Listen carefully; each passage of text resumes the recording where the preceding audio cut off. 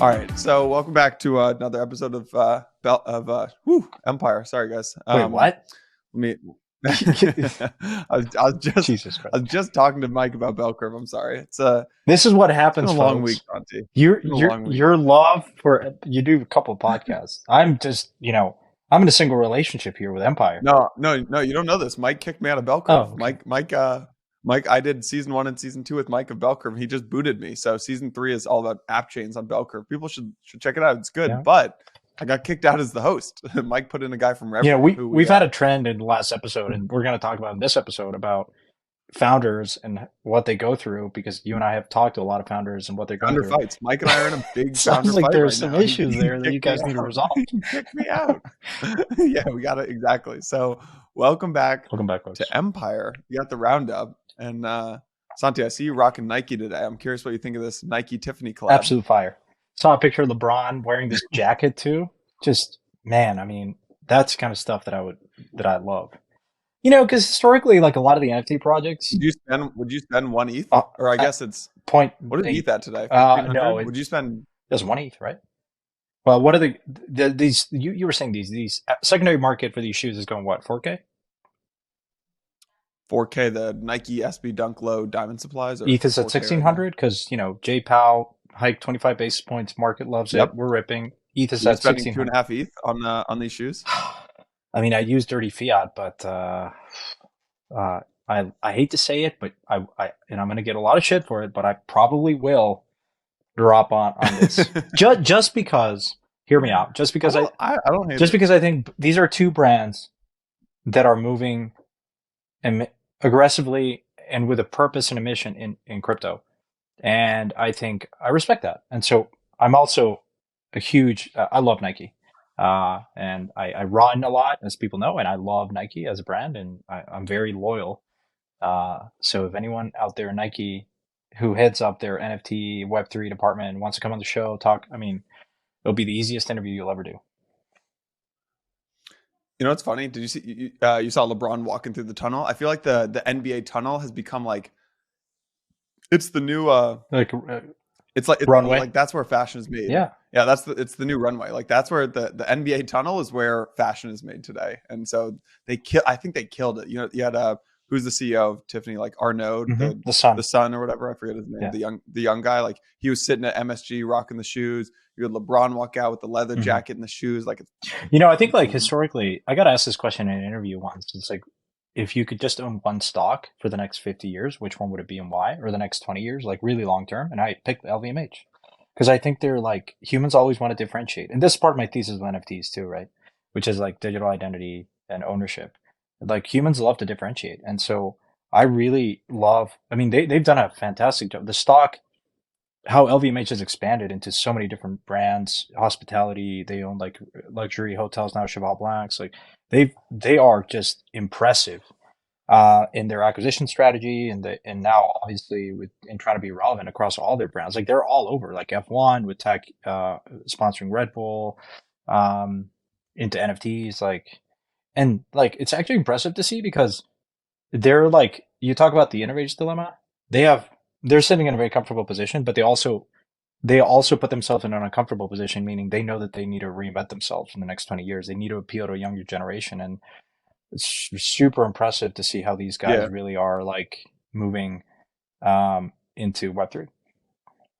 I think it's awesome. So LVMH, they are one of I think Bernard Arnault is the richest guy in the world, or top. I think 5. He is now that Elon I think he's the richest person in the world. But LVMH owns Tiffany, Christian Dior, Fendi, Marc Jacobs, Laura Piana, Celine, Tag. I think they own. They own a bunch of alcohol as well. Moet, I think they own. I'm not sure of Moet, but nonetheless, like they own across the luxury category. They own Dom. Yeah, they dominate. Vouv, Hennessy. So like, anyways, huge. Like they've got basically like these massive brands in like spirits, fashion, cosmetics, watches, jewelry. And so Bernard Arnault put in place his son, I think his name is Alexander. It's like 30 years old, pretty young, to run Tiffany. And Alexander's super into NFTs. Yeah, he's rocking like a crypto punk and stuff like that. Yeah, so. There's a fascinating story. We'll link it in the show notes of like how they bought. Can you get him on? Like, punk ping Yeah, yeah, punk, and like get him on. yeah. I'll try. I don't have direct contact. I've never talked to him, but yeah, definitely. Like, there's a great story of how they like have done a huge turnaround and like reinvented Dior as a house. Like, I don't particularly love the Mm. brand, but like I respect like they've just done an incredible turnaround, and they're really good at acquisitions, turnarounds, just growth, and like it's just super impressive. Yeah, So yeah, nonetheless, this yeah. Nike stuff is pretty interesting though. Like, how does one buy? You were telling me this, but like what do you think is their long term vision? If you're Nike, if you're Tiffany, these collabs, but also just thinking broadly of like NFTs, are they going to use that to like give like their loyal members access? Because like today, for instance, Nike like launched some new sneakers, running sneakers, and because I'm a member and been a member for a long time, I got early access.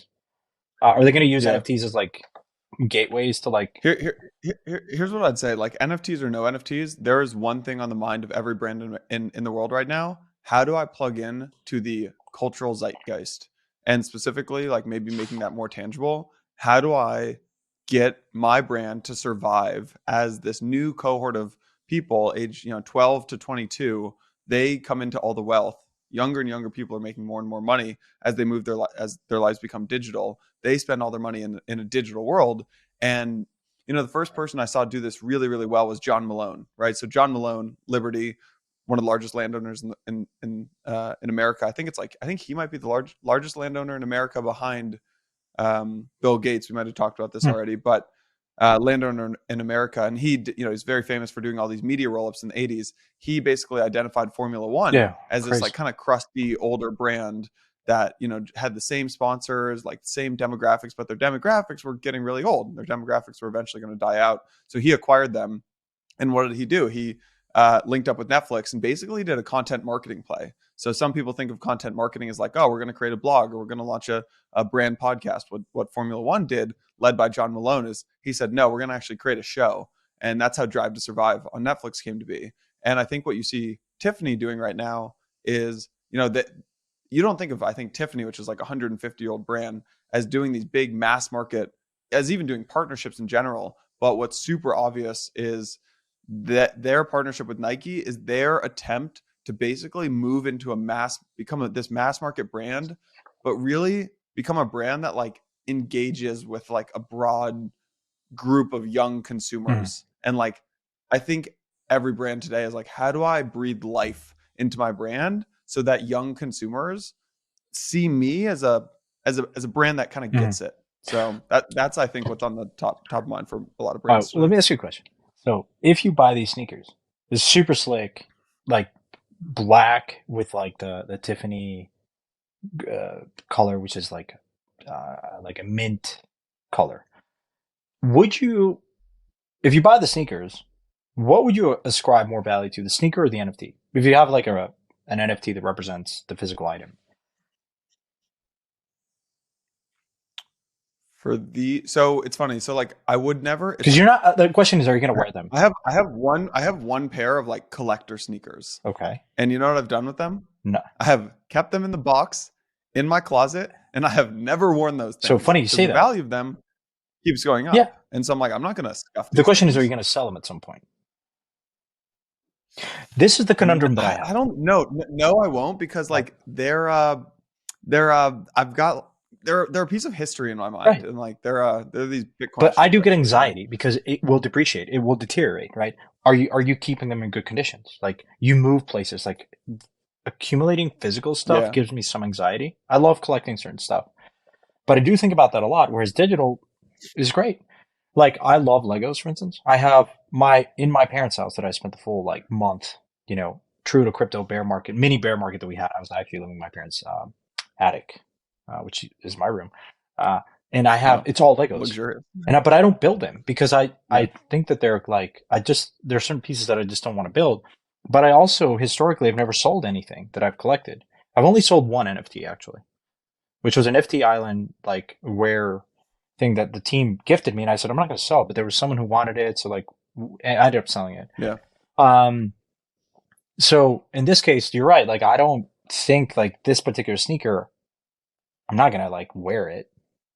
Here's what I would do. I would do what I did with all NFTs when the NFT market was booming. I'd buy two. What I did with most NFTs is like you buy two NFTs. When the price goes up a lot and you're like, I want to sell. Go ahead, sell it. But then you can still hold on to one. That's a good idea. So like crypto dick think, butts, which I know that you're a big fan of. We had a great episode with Melton. You talked about that a lot.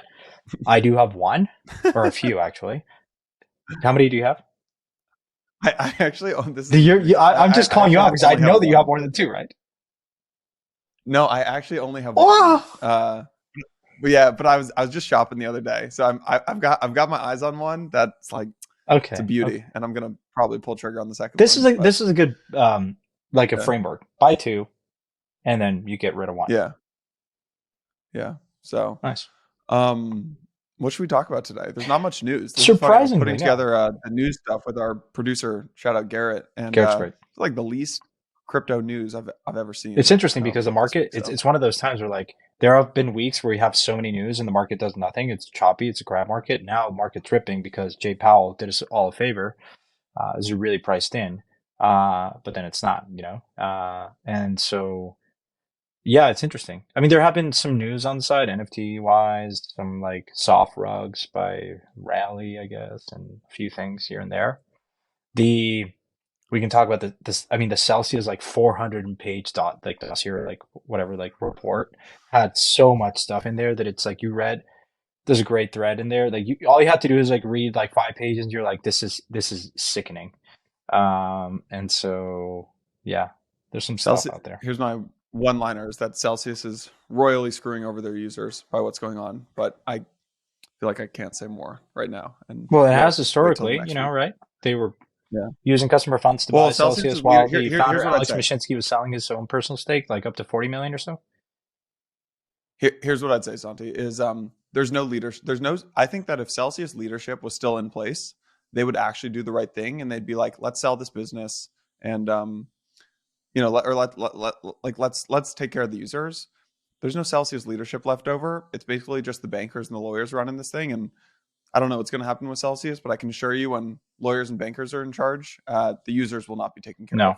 This will extend out as long as humanly possible because they're raking in fees. Yeah, I mean, lawyers in the Enron case made over $1 billion. Or the restructuring. Same with Madoff. Yeah, exactly. Yeah, same with Madoff.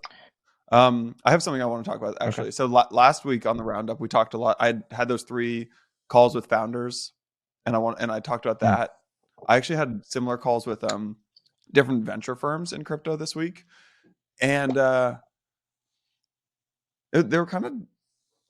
It made me realize that like I think that we've probably hit a bottom in crypto markets, like the public market side of crypto. I think we've probably seen a bottom in Bitcoin and ETH. I have a feeling we'll get back down to those lows at some point again this year, but we've probably seen a bottom, but that doesn't mean there's not a lot more pain to come.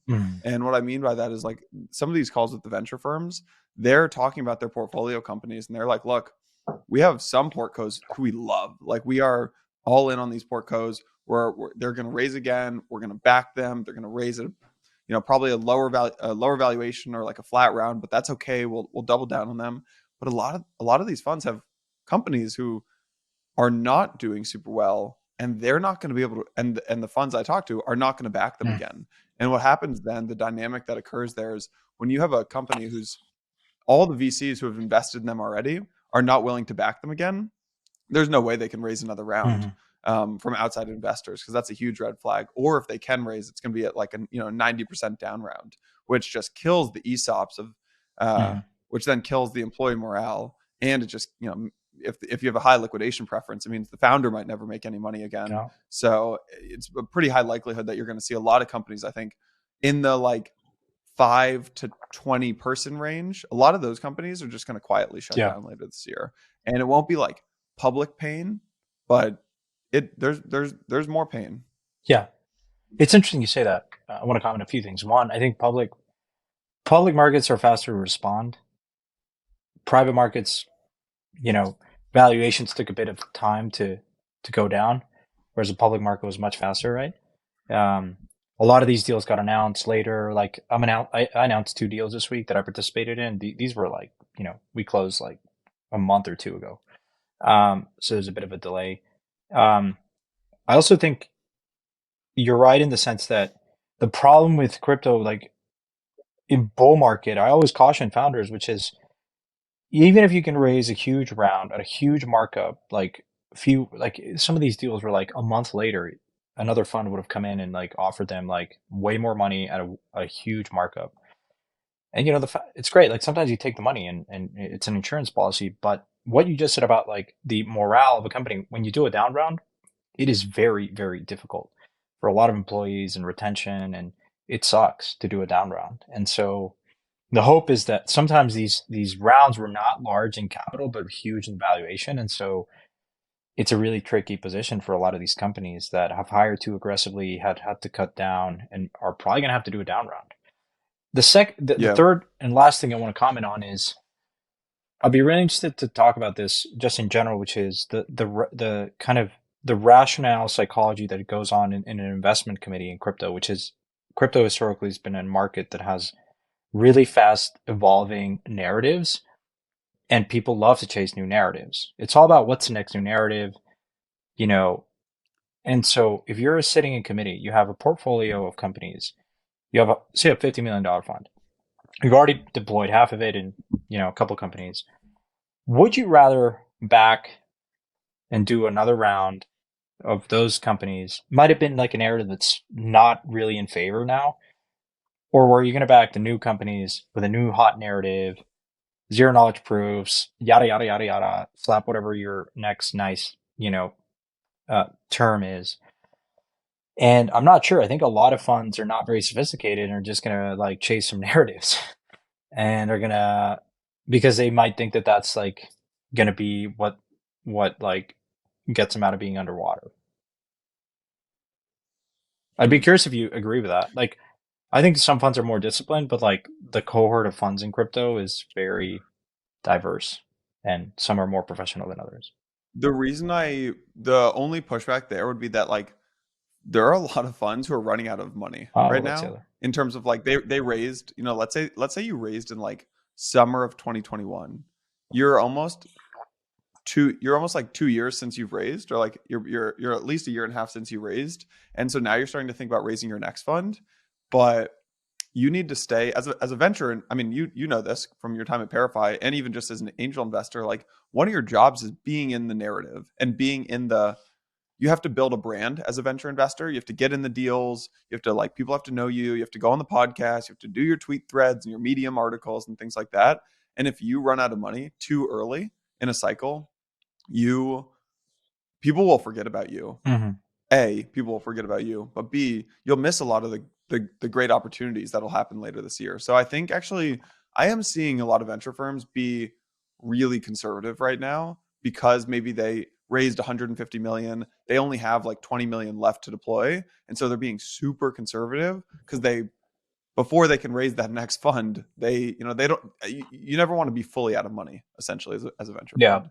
it's interesting to say that. So You remember Katie Hahn, former A16Z partner? She like was a prosecutor of the Silk Road, and then was in the Coinbase board. She left A16Z and raised 1.5 billion, at least committed. I don't know how much she's called. Venture fund, strictly venture. I'm not sure how much they hold in mhm. public tokens. Um, they just announced a deal actually this week, which is why I bring this up, because I saw her on CNBC basically saying, look, we're in no rush to deploy this capital. We think that we're going to see lower valuations. And this was like 2 months ago, 3 months ago. So, we're kind of like bottoming out. Um, and now they're now redeploying. They did like I think it was a $7 million Series A or so. And so it's interesting that these funds are now, I think a fund like that has plenty of capital to deploy. It's Yeah. really, because there's a few funds that raised like last year that have decent amount of capital. The question that I've been consistently seeing from people that wonder is how much of that capital is actually being called, meaning you can announce in venture is fairly common. And I'm an investor in a few venture funds, crypto and non-crypto. And so basically what it says is you commit, say, $10, and they'll say, we're going to call up to half of that. No more than half usually. And so you basically shell out five bucks. And then the other five, in this case, they're going to call over some time horizon, usually 2 years, while they'll deploy, or maybe up to five. And a lot of people say, hey, how much of there's actually this idea of there's so much dry powder in crypto, and just generally in markets, in private equity, in venture, in crypto. And some people are wondering how much of that is actually going to be there to deploy. My understanding is if you look at these subscription agreements, they are very, like, it's pretty hard to back out. If you made this commitment and they call capital, it's pretty tough to back out. And so what I'm trying to say is I would think that I would probably haircut conservatively like up to 25% of that like aggregate number. So if Kate Hahn Ventures had 1.5 billion committed to them and they call it 400 million in their first like close or whatever, the rest of that, I think reasonably speaking, she's going to have like probably like over 1 billion to deploy. And maybe there's like one or two LPs that drop, but the really large LPs, I think will not drop because it's one of the more important questions that you get asked when you invest in these funds is when you do like the subscription questionnaire is what percentage of the assets of whatever vehicle is investing through or your personal assets.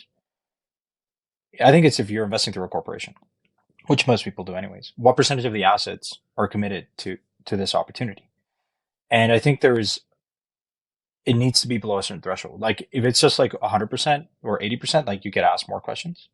But a lot of these large LPs, it's a very small percentage of their allocation. When we think about like large institutions allocating 1% of their capital, pension funds, CalPERS of the world, it's a relatively small number for them. Hey everyone, quick break from Empire to tell you about another Blockworks channel that I know you're gonna love. I've been in crypto full time for 5 years and have always struggled with one thing, which is keeping up with the next big trend. As soon as I wrap my head around MEV, we're on to app chains. As soon as I wrap my head around app chains, we're on to liquid staking derivatives. I'm sure you've been there. Blockworks Research has solved that problem for me. Our team puts research, data, governance, proposal updates, models, and more into one really easy to use platform so I can always stay ahead of the curve. If I don't understand something, for example, I just pull up the platform, I can search for an L1, I can search for a protocol, pull up the platform at blockworksresearch.com, I search the term, there's always an amazing amount of insight in a really consumable way. Right now you can subscribe to the platform, it's $2,500 a year or $900 a quarter. Hopefully you can make more than $208 a month by using the platform. If you can't, you're probably in the wrong business. But if you're not ready to subscribe to the platform today, you can subscribe to the research team's free newsletter. You can follow their Twitter handles today. Links in the show notes. Trust me, once you do that, you're going to want to subscribe to the platform. If you are ready to subscribe right now, I got you guys with a little hookup. Empire listeners get a 10% discount for the first 50 people who use the code Empire10. Got your back. Check out the links in the description to find out more. Now, let's get back to the show. Yeah, I think that brings up a good point. So even though you're contractually obligated to send this money, like if you're a pension and you committed 10 million, you're contractually obligated to send the 10 million to the fund when they call it. I think there's a dynamic too. So actually it was Vance from Framework who mentioned this to me, which I think is a good point, which is if you're running a fund, you have two roles. You are an investor, which is finding good deals and investing in the right things, but you're also, and that's what people think of as like a VC, but then you're also a fund manager, which is like running the fund and like managing relationships with the LPs. And like when shit is hitting the fan, calming your LPs down. And so there's this element of like, yes, the pension told you they'd give you 10 million. You called 5 of it on day one. Now you're going back to them at the absolute bottoms saying, hey, we're being super opportunistic, really exciting time to buy. And if you are not a good fund manager and you have not managed those relationships in the right way, even though they're obligated to send you that money, if I'm a pension and I don't trust you, I'm like, okay, I know I I know I'm obligated to send you this money, but like, I don't love that you're buying into crypto at these prices. And so I But think there's like I would assume there are some fund managers who like are better yeah, at yeah, that absolutely. element of the game than others. I mean, I really enjoyed my time at Verify, and I think this was a good dynamic that we had. Who seeded Parapet? Was it KKR? Do I remember It that was correctly? Henry Kravis personally. So Henry Kravis is one of the three founders of With KKR. 10 million? Do I remember I that don't in have the full 2018? details. I don't think there's a Bloomberg. This is all public record. A Bloomberg article that referenced Henry Kravis was an anchor investor because Henry carries a lot of weight. Ben used to be um, at KKR, and Bain Capital Ventures was a big part of that too. So that made a huge splash, obviously. Someone like Henry, who basically invented an asset class, which is private equity, did one of the first buyouts. KKR is one of the best, if not the best, private equity firm out there. Someone like that, who kind of was a big part of the invention of an asset class called private equity, discover and believe in crypto as an asset class. Maybe didn't fully appreciate the technology, but as an asset class, like that was a huge validation. I think that article, Bloomberg article, kept like it's still probably like really popular, getting a lot of hits. Um, but yeah, you're right. I mean, at Verify, like Ben was great at that, and I had the liberty and luxury of just focusing more on the investing side. But it's a big part. Like it's not to say Yeah. that I don't enjoy it. I'd much rather have more time just to think about like investing. But it is a big part of, and it's very time consuming, especially because crypto is such a volatile asset class. People when you're doing great, it's like go watch The Big Short. I think they really summarize what running a fund is like, right? Because Michael Burry, by the way, it's interesting because Michael Burry now deleted his account because he was telling people to short the market yesterday. You're He had sure like one he tweet does that this said all the time sell. when He he deletes his does it all the account time. every time he gets a bad call. Like this guy's like he's volatile. Like we're all kind of eccentric in some way, but he very much visibly like shows his hand. But The Big Short really kind of gives you an inside scoop into what running a fund is, right? He was like, a lot of his investors like were like trying to sue him, and one of the lead investors was calling him all the time. Lawrence, I think is the name of his name. Like this guy Lawrence, so his anchor investor was like, "You're breaching all these clauses. Like you're like basically gonna run out of money. You're crazy for betting against housing. Like yada yada yada." And then of course like did a huge windfall. So Yeah. all this Which is like no different than it's no different really than running a not like company, by the I way. think Which is like I don't know what yeah. I've had a lot of discussion. By the way, someone hit me up yesterday from another big fund and said, "Oh, I heard there's a rumor that you're going to start a fund." And I'm like, no, I'll publicly say this, no. And all of this, and then I got to thinking, like, it's difficult to run a crypto fund.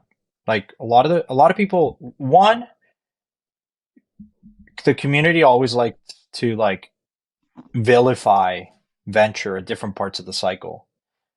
And look, some venture funds are better than others. Some fund managers are really vocal and can polarize the community, and others are not. But like sometimes there's a broad stroke of like, oh, this is a VC project and VCs are bad, and they get, what they don't see is that VCs also like grind out and really help founders, especially in tough times. Like you're basically like talking to founders all the time because they really need your help. And some funds or fund managers are they don't want to talk to the analysts. They want to talk to you, right? I was spending Yeah. more than half of my time just talking to the portfolio all the time on call.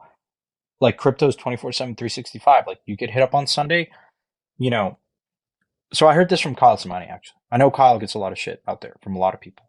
But one thing I think that he said is very true. He said basically when we make an investment, my criteria is can I drop everything if I'm on vacation and pick up the phone for this founder? Do I really want to work with him? To be fair, I think Multicoin as a fund has really helped some of their portfolio, like a lot of their portfolio companies. Like if you hear from You could argue founders, Multicoin has helped more than pretty much any other fund out there. Multicoin has helped I'll go on their the record saying portcos like Solana, like build the narrative. they Yeah. are very helpful. Helium. Yeah. Yeah, You yeah. may not love the project, you may not love other things. I'm not asking you to, but I will give them Yeah. credit because they are very helpful. So anyways, all this to say is running a crypto fund is really hard, folks. And so next time you Mhm. criticize a lot of these funds, just wonder, like they do play a huge role. Like they're investing in. I thought Chris Berniski had a good take, which is like everyone the reason people criticize crypto venture funds is because like they get insider deals and like they're able to buy at these low prices. As Chris put it on Twitter the other day, which is really well put. For anyone criticizing, you've got the same opportunity right now. Public markets, these tokens are down at the same prices that venture Yeah. funds are getting them at, and so go for it, pull the trigger. Well, But most people well, won't. it brings So me back to the initial statement you said, which is, a lot of these projects have launched a token, they're trading below market, but also venture funds have a huge lockup. Like some of these rounds are being done where the community there's a huge allocation to the community, and they're getting it at like roughly the same price as venture funds, sometimes with way better terms in terms of lockup. And so, that's some of the things that don't get discussed, but like venture funds have to hold the bag for years, for years. yeah, And so yeah, it's a lot of the new things that have been happening is when venture funds like Dragonfly and some of these funds like had to go and ask the community they could invest in, like Lido, for instance, and convince the community to sell tokens from the treasury. And so yeah, I don't know. It's a bit of a tangent here, and but I think it's an important topic to discuss, especially as in bear markets, yeah. venture funds do play a huge role. I think there's one other thing that people don't see. Um, if you haven't raised or if you haven't invested in some of these private rounds, which is I think the thing that hits the media, that hits the headline is the valuation. X company raises this much at this valuation. What most of these deals is really about though, are the terms on the term Yeah. sheet, right? What are the liquidation preferences? What do you have veto rights Mm. over? Like those are things that are not in any story, but oftentimes are much more important. So like I saw something the other day. It had a 3x liquidation preference. No way that there's no way the founder of that company and the employees are going to make any money, and that's just a shame.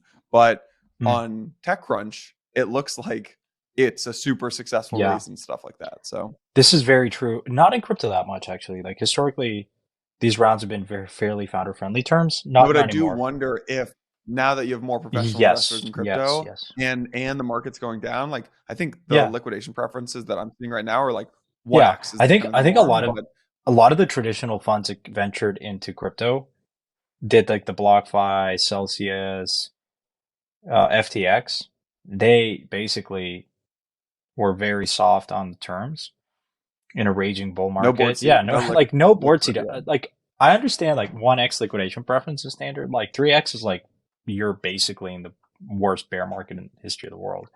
Uh, but like no board seat is like shameful. One of the things that I do want to observe is of the FTX stuff, and I know that we don't want to touch too much on that, but I think it will be really interesting to see the repercussions for venture funds that invested, with some of which are being investigated, of like, did they actually uphold their fiduciary responsibility to do proper due diligence on this company and companies in general?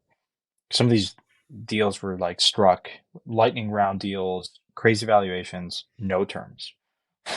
Now the when we talk about the like lessons and the positives that come out of something like that, as painful as it is that I think a lot of VCs in crypto now are going back and being way more disciplined, asking for a board seat. Let's talk about liquidation preference. Let's Yeah, talk about information rights.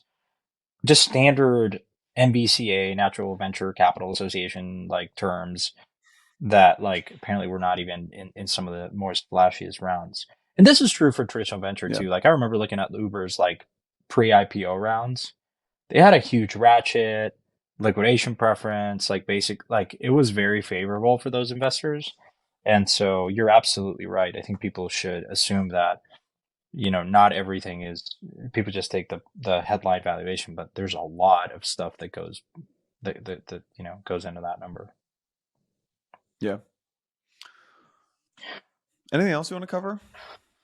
It was a Uh, pretty slow news week, so I could be okay wrapping it here. We could also talk about Rally or these Bitcoin NFTs, but I'll also be okay wrapping it here. So no, I mean, I don't want to talk too much about macro. The only thing I want to say is like, and I will keep saying this, for the rest of the year, because it's an important thing to maybe just like, I say this publicly because I want to remind myself. I'm not sure if we're now in a full back up only mode.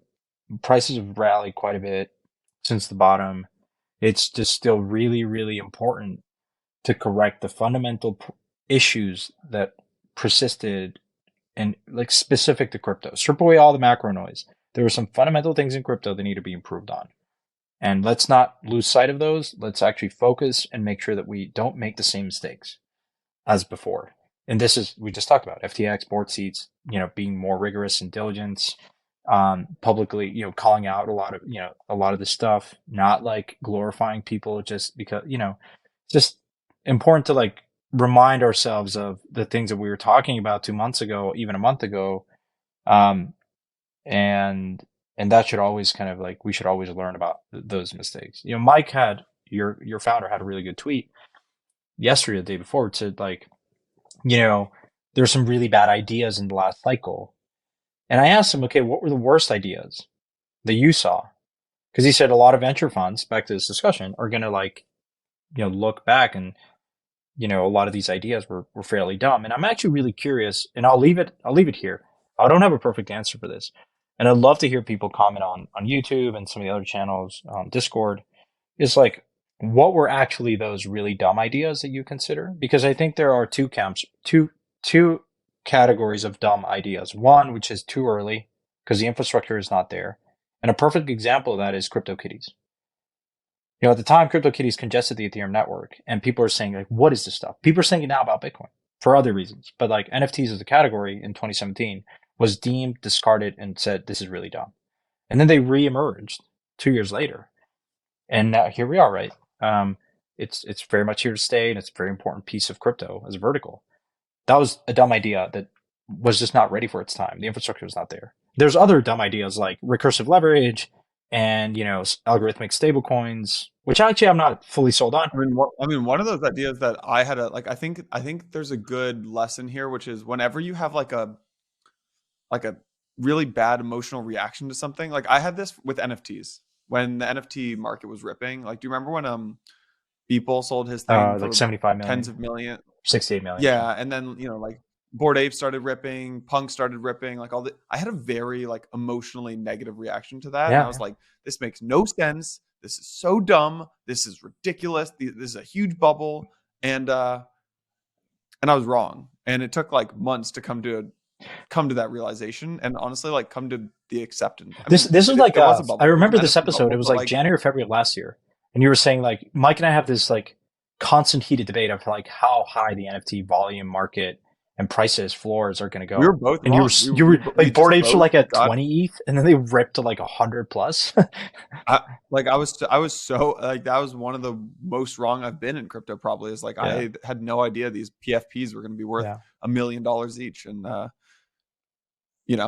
missed that one. But you were saying like, so you had a very visceral reaction to that. But what do you do with that? Yeah. And like when you have a visceral reaction to something, I think you should lean in. And like, I actually think like I would maybe apply that to something like the Solana ecosystem today. Like, I think people are having super negative, super emotional reactions to the Solana ecosystem because of like, they were engaged with FTX, or, I think Multicoin's also getting a lot of crap, and Multicoin's a big investor in Solana. Like, when you have a really, really, really negative emotional reaction to something in crypto, it's usually a good sign that you should lean in a little deeper. Absolutely. And investigate that. I think so too. The last important, it's like, there are certain things that, it's always better if you can take more time to process new information and delay judgment. It's always kind of worked out well, not chasing stuff and just like taking your time. Crypto markets are generally like, every time I feel like I'm missing out on something, I always kind of see it at that price. Maybe it takes 6 months, maybe a year, maybe 2, but it always pays dividends to actually do the work and be ready, because crypto markets will really, really kind of test your conviction. And I think if you do the work, you're kind of fairly more calm in that environment. So, I think that's really it. The only thing that is really exciting coming up is Drive to Survive. I think comes out next week, right? Yes. Nice. Hype. I got some travel coming. So, I did watch that. Yeah. I watched the What tennis did you one, think of it? not that good. Yeah, it's like whatever. I didn't think it was that good. Entertainment's kind of like whatever. All right, Santi, you mentioned people are asking you about if you're launching a fund. Yeah. I'm gonna ask you one question to end Jesus this. Christ. It is February 2nd, 2023. By the end of the year, December 31st, 2023, have you started to build something? Whether that's a fund, a company, Yes. something that I am built resemble a fund or a already. company? Yes, I am building something right now. It's not a fund. Will it be launched in 2023? What if I told you it's already launched, but no one knows about it? Like, well, it's launched. What if I told you it's already launched and everyone's using it, but no one knows that Santi's behind it? That's actually really cool. Here's the thing, guys. We're going to have an episode of in this journey in crypto, I've met some of the most remarkable people, which is the reason why I'm still here. And one of those persons is going to come on the pod, and you're going to hear his story, and I think it's going to be one of the best episodes we're going to have. And I won't actually hint at, maybe at the end we'll disclose that we're working together. But to me, it gives me a lot of confidence, and like, I just talk about like a brand like LVMH. And when are you going to tell people what you're building? Here's the thing, like, there's like not much to report on yet, so I'd rather like, take some time. But I promise it will come before permissionless. Should we do a big coming out party at permissionless? The Robinhood founders announced their crypto wallet for Robinhood at permissionless on stage. So if they can, and there's actually another huge company announcing some stuff at permissionless this year. So maybe we get you up there with them. Yeah, no, I want to go to building. It doesn't involve a fund, but the reason I did this is because this person I think is an incredible operator, someone that the crypto ecosystem will benefit a ton from, because he has just so much knowledge and experience. So I'm just really fortunate to be able to work with him. Cool. We'll leave it at that. Thanks for listening, folks, and we'll see you guys next week. Yeah. Thanks everyone for listening. Take care.